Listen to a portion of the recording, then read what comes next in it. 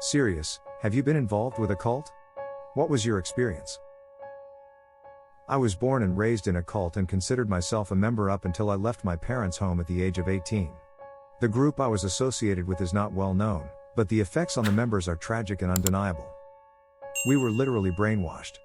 We had weekly services with a set program, 3 hymns, prayer, sermonette, hymn, announcements, main message, hymn, prayer. It never altered from that layout. As well, the messages we would hear were often videotaped sermons from maybe 5 main people at headquarters. The topics were extremely narrow: prophecy, the end is coming, self-improvement, all of you suck and you should hate yourselves, setting we apart, don't talk to worldly people, they will taint you. There were many ways in which we were indirectly encouraged to harm ourselves. Many people looked down upon modern medicine and felt that using it was a way of turning away from God, slapping him in the face, making it clear he wasn't needed. I personally knew people who died for their faith, waiting for God to heal them. On the other hand, when any of the main leaders fell ill, they were immediately rushed off to receive medical care. They controlled our diet. We pretty much were kosher, though they denied all influence or association with Jews. There were annual days of fasting, and whenever the leadership could scare up enough drama within the members, they would declare a church-wide fast so we could all get closer to God and resolve our issues. We fasted when the church's income was said to be dropping. We fasted when leaders were willing. We fasted when people died. We had our own personal fasts for the hell of it or when we felt especially guilty and out of touch with God. Parents were encouraged to get their children involved as young as possible. My parents tell me I started observing the annual fast when I was 3 years old. I remember one year when my brother was 2 or 3, at one point during the day, he just broke down sobbing because he was so thirsty. Oh, yeah, we abstained from food and drink. We got obscenely dehydrated, every time. Looking back, I just don't understand how a parent can behave that way. They were so sex negative, I can't even describe. We spent so much time and energy frantically thinking, I can't think about sex, that it was all we thought about. It was evil, dirty, wrong, and it would hurt if we weren't married. I literally built up so much fear over it that when I did it, as an unmarried adult, I had developed a sexual pain condition. The cause is often psychological, in my case, being so afraid of it hurting, that it hurt, which further fed into my fear. There was actually an entire message once where one of the leaders took on the subject, "Are we a cult?" And he actually went through a checklist for us. His conclusion was that we were a cult, but that it was a good thing. We should be proud. Only not, pride is a sin. We should be pleased. You had to be baptized before a minister would marry you. You couldn't be baptized and marry someone else who wasn't. You couldn't marry outside the church. Some ministers wouldn't baptize you if they thought your only incentive was to get married. Traditional gender roles were enforced, i.e., women stay home, pop out babies, cook, and clean. Men were to work and support the home. Having children, and lots of them, was strongly encouraged, be fruitful and multiply, and all that shit. Adoption was frowned upon, even for those who were unable to have their own children. So many families were living in poverty because there were just too many children to take care of. God forbid that any of them have a medical condition that requires constant treatment. We were robbed on a regular basis. They called it tithing. Not only did we give 10% of our entire income, but we were also to set a second 10% aside, to be used at a 7-day religious convention of sorts every year, and on every 3rd year, we would give an additional 10% to the church. Imagine losing 20% of your income every year, and 30% every 3rd year. Imagine being poor, to begin with. Imagine being told you are poor because you have been literally stealing from God by not diligently paying your tithes. I could go on forever. There is so much. I grew up in an off-sect called the Assembly with similar practices to your church. The one I was a part of was based in San Luis Obispo, California. In our church, members lived in large communes within the city. I remember regularly going over to friends' houses, where 4 to 5 families would share a home together. Tithing 30 to 40% of one's paycheck was heavily condoned, almost forced. Like you said, families were told their financial troubles were because they were not tithing enough. My poor father worked day and night to support us and make his tithes. My sister and I rarely saw him when I was young. The church eventually disbanded when it got out that the church leader's son, who was also a church elder, was physically abusing and cheating on his wife and that the church leaders had covered it up and prevented her from seeking help until she was so severely beaten she had to be hospitalized. Women were expected to stay at home and pop out babies and were required to wear head coverings. Cutting one's hair was frowned upon. My mother only had 2 children because of a congenital defect, and she was heavily frowned upon for it. Speaking of congenital defects, being ill was also frowned upon. It was believed that being ill meant that the Lord was punishing you. My mother suffered severe brain damage in an accident, and the church temporarily ostracized her for a while because of it. Men and women could only date if given church approval, something my parents did not do. Single men and women had to live in communes together, they were not co-ed. Men were not allowed over to women's communes and vice versa. I think the most atrocious of the church's crimes were the parenting methods they endorsed. They included things like 1. Beatings. 2. No celebrating Christmas, pagan religion glorifying Santa and his idolic Christmas tree. 3. No Halloween, satanic. 4. No cartoons, satanic. 5. Leaving children at church-sponsored events overnight to indoctrinate them in the ways of the church. I am grown and married now, and my parents left the church when I was 9, because my normal Christian grandparents stepped in, but their parenting techniques were borderline abusive for the remainder of my childhood. In my opinion, I feel sorry for them, because the church targeted young, needy college students and adults that had fallen on bad times and indoctrinated them in the ways of the church. I could go on and on about all the horrible things this church did. Very sad. There are a few websites about it too, that former church members have put together. Some people mention that this is not an Assembly of God church. You are correct. I only know that it was called the Assembly and that there were many sister churches, particularly in Asia, but most of them did not turn out this way, as far as I am aware. I apologize for the mix-up. There is still a church operating in Santa Barbara following some of these practices, but their members are 20 people or so. Most of them are ex-members of the now defunct SLO church. I was raised in cult teachings in an isolated, homeschool environment, and then my family moved to the cult later. Brainwashing was there. It wasn't obviously rote and the same thing every time, as the pastor was very charismatic and convincing, but it actually was. We sang about only 20 songs, mostly hymns, over the course of the time I was there. It was run and controlled by a single pastor. There was a board, but there was no accountability. It was kind of a joke. Only the most supportive, i.e., the people who considered him always right, were elected to the board. It was very abusive and controlling. Coffee was unspiritual. Missing meetings gained you a phone call from a board member telling you that you were breaking fellowship. Everything was about the pastor. I mean, literally. Sin was thinking negative thoughts about the group and the pastor. He set himself up as the wisest man on earth. This cult is less than 30 people. As for why he's not in jail, settlements. My experience was awful. I had some serious depersonalization, and the effects on me are awful. Living in fear, anxiety, intense emotional pain, constant flashbacks, it's really bad. My parents are still in it, and relationships with them are probably impossible. Talking about anything will get me verbal abuse. Child abuse is really bad. I left this last year, so I'm still processing a lot. Cults always seem to be against coffee. Man, I love coffee. I think I would obviously have a hard enough time dealing with all the aforementioned things, a little less if I was dragging ass without my morning cup of joe. Quick story. My family had a foreign exchange student live with us during my freshman year of high school.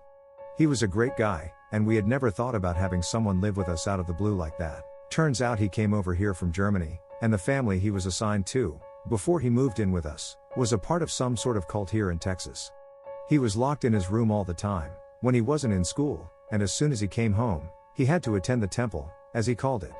Imagine coming across the world to experience the US, and that is what you encounter. Word got out through our high school that he was being subjected to this stuff, and my dad, of all people, said he should come live with us. Both my sisters had moved out for college, so we had extra room. The second day after he moved in, I walked into the kitchen in the morning, and he started acting really weird, like freaking out. He was cooking something in the microwave. I opened the microwave door, and he started crying. Turns out he was boiling a cup of water with confiscated coffee grounds so he could make a damn cup of coffee.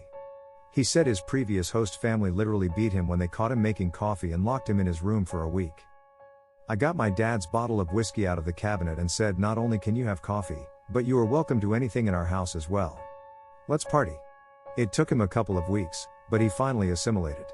In the end, he actually became homecoming king of my high school as well. He also became my best friend for a year until he headed back. I haven't spoken with him in probably 12 years, but I think about him all the time. If you're out there, Florian, I miss you, buddy. I was married to a Scientologist. Well, Scientology is weird. It's all-consuming, as most cults are. My ex-husband only knew and associated with people in Scientology. However, all his friends were actually very, very nice and really cool to me. I made a lot of friends through him. I never felt outwardly pressured to join Scientology, but the insidiousness was absolutely there. I'll get to that. My ex-husband was raised in it. You could say he was a second-generation Scientologist. His parents joined up back in the L. Ron Hubbard days, and they were in IT. They both worked for the church as auditors. They were dirt poor, all of their money went to the church. Hundreds of thousands of dollars. They were so deep in debt. They had no health insurance, and no money for anything except rent for their tiny, run-down apartment. That part made me the saddest. They were nice people. Now, I married him back when I was younger, more idealistic, and willing to overlook major differences. I was a bit lost myself and really just looking to connect with anyone. I was always atheist, and actually really against organized religion, but he always assured me that Scientology was not something he was active in and that it wouldn't be a problem. He wasn't taking any courses all the time we dated and were engaged, so I believed him that Scientology was more like his parents' thing, than his. After we got engaged, he started telling me how a friend of his needs some help. She was training to become an auditor, that e-meter thing you hear about, and needed someone to practice on. I declined. He kept asking and insisted that it was just for her practice. It doesn't mean I'm doing Scientology and that it would mean a lot to him. So, I did it. Okay. What a silly experience. Honestly, it's just really silly. You sit in a room with the auditor, hold these cans. Let me tell you the rigmarole they use to get the cans set right, so they pick up your wavelengths, or whatever they call it, is laughable. Lotion on the hands, squeeze the cans that didn't work. Go for a walk. Drink some water. Lotion again, squeeze the stupid cans. All this over and over, until something on the auditor's end says it's all working now, and then you're good to go. I lied through the whole thing. They acted like I made some amazing breakthroughs, I got a floating needle. And then that was it. However, I was then called over and over and over to come back in. What the hell? I thought this was a one-time thing to help this chick out? Nope, they were all over me. They wanted 3-hour sessions, days in a row, on weekdays. No wonder Scientologists are all poor as shit, they want you in constantly, during workdays. I became so disagreeable to them that they actually gave up calling me to get me in. I guess they figured me being married to one was enough to eventually get me. The Scientologists on the lower portion of the bridge tend to know nothing about the Xenu stuff. I asked them, and they acted like they'd never heard of it. I guess you don't get to read that tech till way later, a few 100,000 deep. The overriding insidiousness I saw was the learned ability to scam people. I witnessed a Scientologist-owned business get taken down by the feds for frauding their clients. The reason I divorced him was because he stole a large sum of money from my account that was not to be touched. It just vanished, and he had nothing to say for it. He opened 2 credit cards in my name and maxed them. He put me into financial ruin. It was a disaster. Sorry if this was rambling, and all over the place. It's been a number of years since, and I haven't really talked about it in a while. I want to try to be concise and still give a proper breakdown of my time growing up in a cult. I'm going to start by breaking down the ideology. Second coming of Christ, they believe the second coming was, alive. He was a Korean man who went by the name of Reverend Sun Myung Moon. He was given the mission by Jesus in a vision when he was 16 years old on a mountaintop, and it is his purpose to create an example of the ideal family, so all may shape their families in its likeness and create an ideal world. Restoration of the fall. Jesus forgives your sins, but what about restoring humanity to what it was before the fall by paying spiritual indemnities and cleansing humanity of those sins in the first place? Their idea of indemnity is almost like paying karma forward. You can put yourself through misery to either pay for past mistakes of humanity or to ensure good things will happen in the future.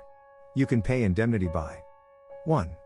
Living in a van for years and years on one of their task forces, fundraising by selling candles or wind chimes, sometimes more than 14 hours a day. 2. Getting an arranged marriage, after abstaining from absolutely any contact with the opposite gender all of your life, by the Reverend himself, or now, your parents, thereby overcoming the temptation of the fall by denying your desires and obeying the church completely. Actually, this is the most important aspect of the church, that you get matched and bless their word for marriage. It is the only thing that will eventually restore humanity. 3. Converting other members. 4. Doing hundreds or thousands of bows to a picture of Reverend Moon every night for X amount of days. 5. Taking cold showers every day for X days. 6. Fasting, you can drink water, for a providential number of days, either 3, 7, 21, or 40. Note, you must do a 7-day fast before you get to get married. 7. Giving money offerings to the church. The church also started charging for ancestor liberation in the last couple of decades. Just like old school Catholics, you pay to have your dear old granddad hoisted out of the pits of hell.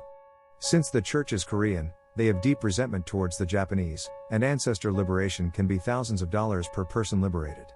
For Americans, it was a little over 100, I think. 8. Beat yourself to repetitive chants at an approved spirit cleansing event. 9. Or basically denying yourself of any human comfort or need for some time. Some do sleep deprivation conditions. There's a lot else, but I can't keep going. Growing up in the church, there are countless strange rituals in the church. Like on your birthday, you and your whole family have to wake up at 5 a.m., go to your altar of Reverend Moon, say a prayer, and offer food. When the ritual is almost over, the birthday kid usually has to take the food and offer some to each of the family members, and you always leave some on the altar. There are countless stories told to the second generation, children born from marriages approved by Reverend Moon. We were supposed to have been born as purely as Jesus without original sin, of members who left the church and immediately got hit by a bus, or became prostitutes and died of overdosing, or killed themselves out of guilt. Koreans, Korea in the church is seen as the New Jerusalem, Koreans being the new chosen people. Every leader in the church is a Korean, despite the religion's heavy unification of world cultures and religion's overtones. Koreans often were only matched to other Koreans. None of Moon's kids were allowed to marry anyone other than a Korean. Japanese members have always been the church's cash cow, guilting them into paying more in tithing and overcharging them for everything. Americans got their fair share of that, too. The church often comes up with a new ceremony, like a holy wine ceremony, where drinking this new blessed wine, usually juice, will heal you of all of your sins that, of course, you have to pay to get into. Sometimes they just make a big plea for extra money, like their total life offering, which was something like, if you paid the church $16,000, you would never have to pay them for anything again, which was a lie.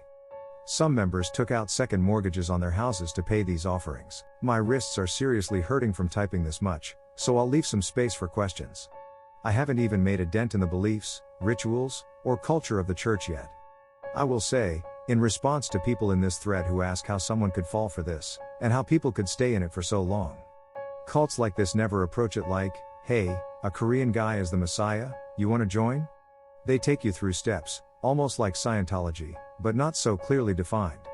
The Unification Church was going around in America in the 70s preaching for true love and family values, stuff many people, especially people with Christian backgrounds, can get behind. The church does have heavy Christian influence, so much of the language is the same. But they'll start discussing these things with you, like the evils in the world. If Jesus restored the world, then why would there need to be a second coming? We should prepare ourselves for the next Messiah. A Messiah is exactly what we need. How else can we right the wrongs of this world? Once you get them going on that, you just pump them with all the same religious feel-good stuff. God is our Father, God is watching out for you, He wants the best for you, God hurts when you don't do what's right. And eventually God becomes some kind of emotionally sensitive dude you have to coddle and take care of. Then, once your members are pumped, they're living in vans, they're trying to recruit other people. That's when you start with the deeper shit. You know, the Messiah is here. The tension has been building to this moment for, literally, years. The members are overjoyed and can't wait to do anything this guy says so they can be like Jesus' first disciples. No one thinks they're a victim. They think they're literally saving the world.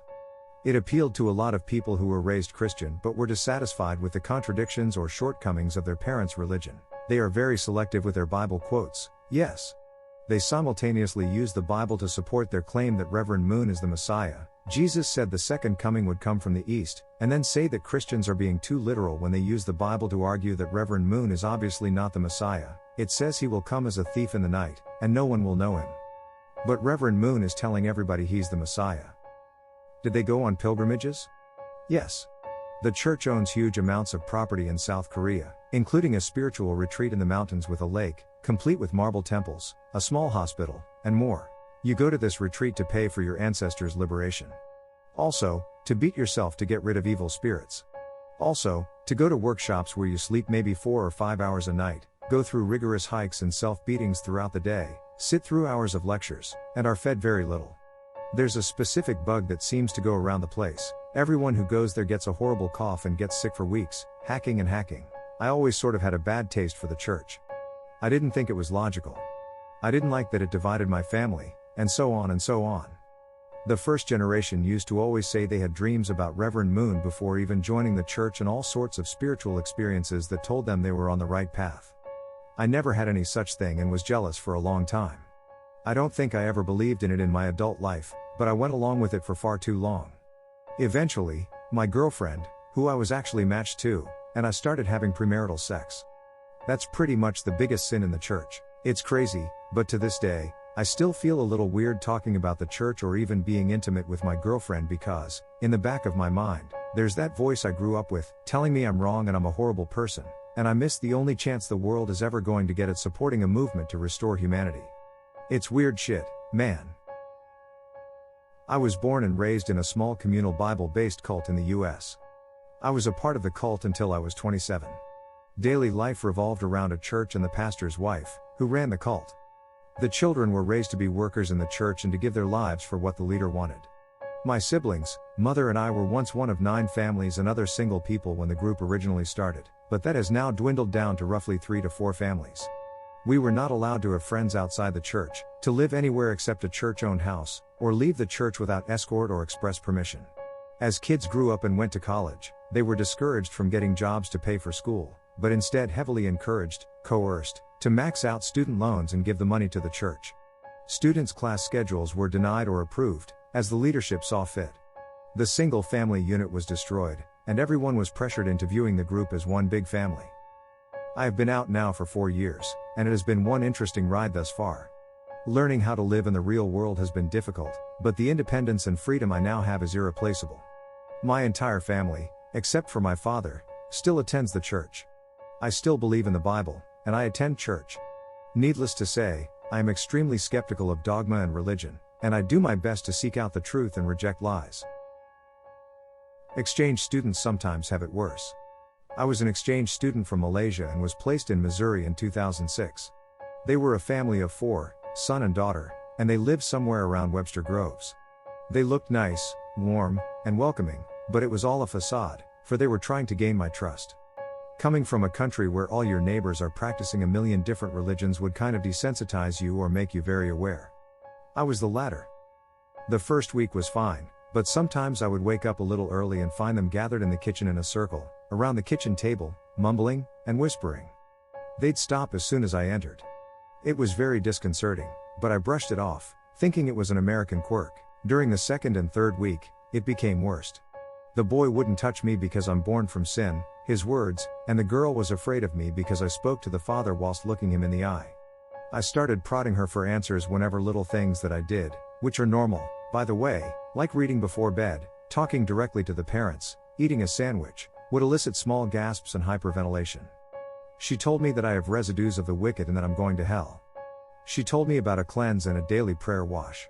I've seen them singing the same hymns over and over again, reciting the same verses in different tones, and it really freaked me out. I wasn't stupid. I realized I was in a cult when they took me to church. I was made to sit in the front, and the pastor was conducting the service specifically for me. I realized it when I looked around and saw that everyone was looking at me.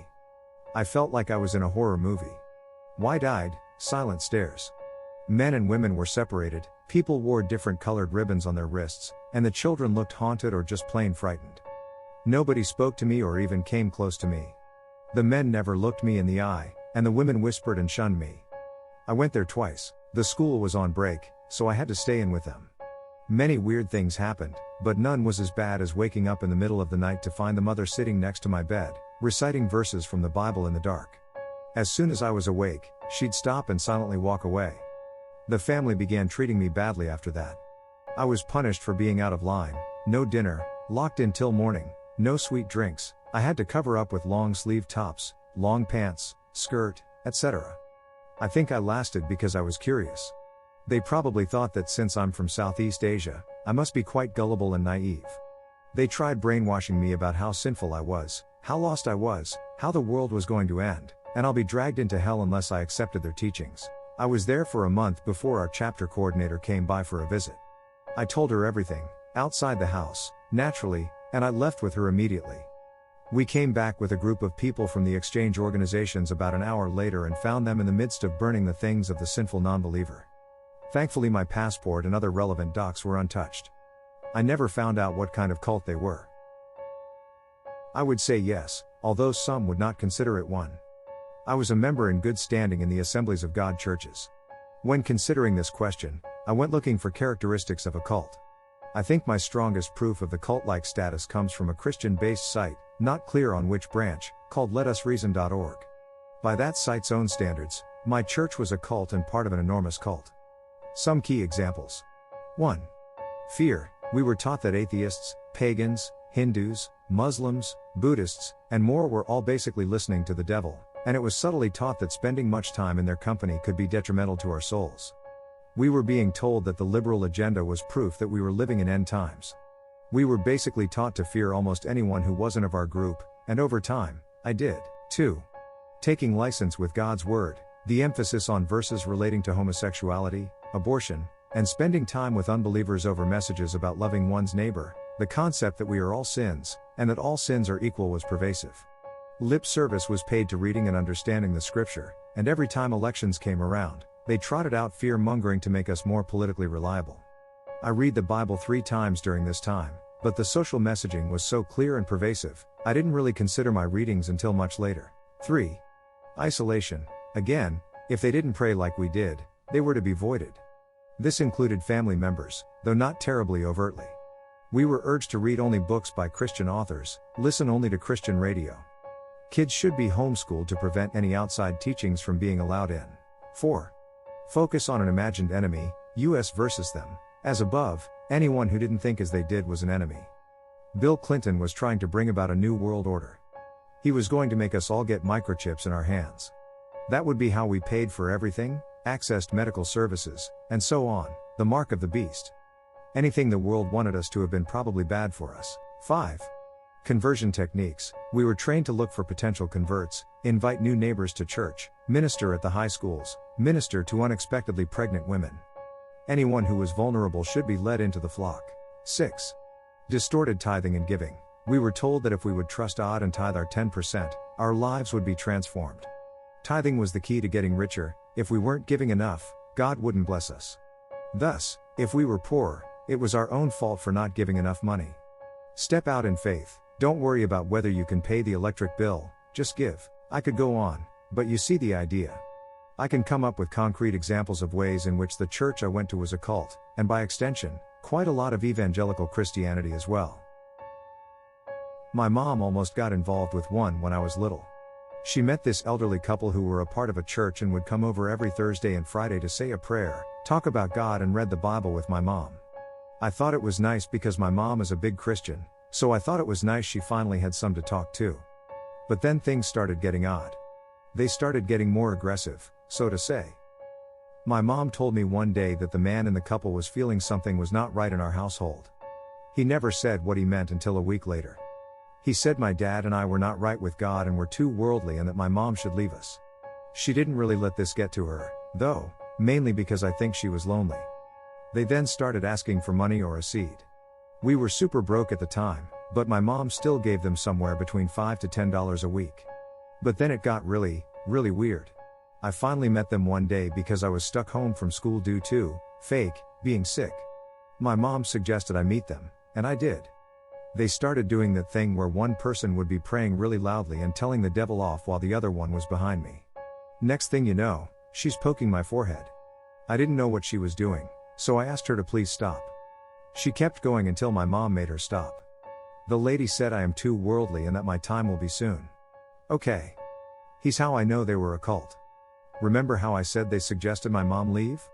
They tried to make her leave one day, saying she could live with them, that they have a big house with their church on the property, and a few other members stay there too. My mom obviously said no, but they were not having it. They basically tried to mentally force my mom into going. She said it worked a little, but she knew what was right. She called the police, and the police made them get off the property while they screamed yelling "have fun burning in hell," and other like terms. 2 years passed and I was watching the news with my mom when, wouldn't you know it, the couple were on the news.